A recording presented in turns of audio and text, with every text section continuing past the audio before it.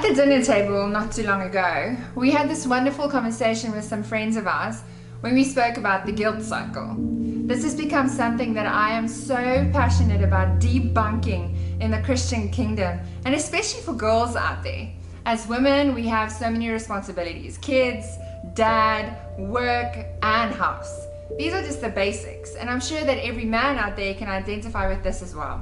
You spend time with your kids and you feel guilty about not getting to your work.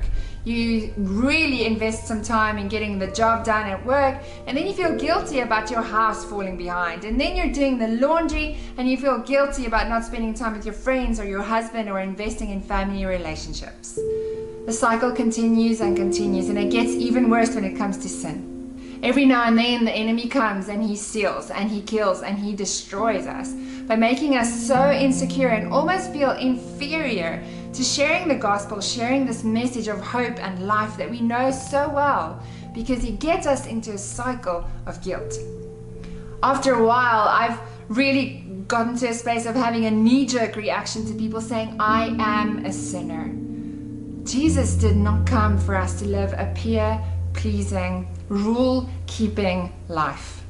If we think that it's all about meeting these little boxes of to-dos in sin and always doing life perfectly, what did Christ really come for then?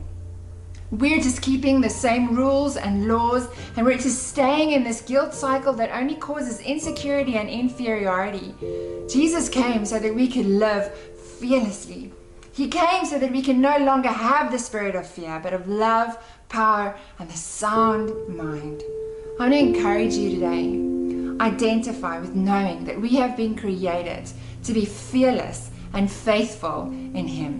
When the guilt cycle is knocking at your door, know this: we are no longer of those that identify with anything to do with guilt and shame.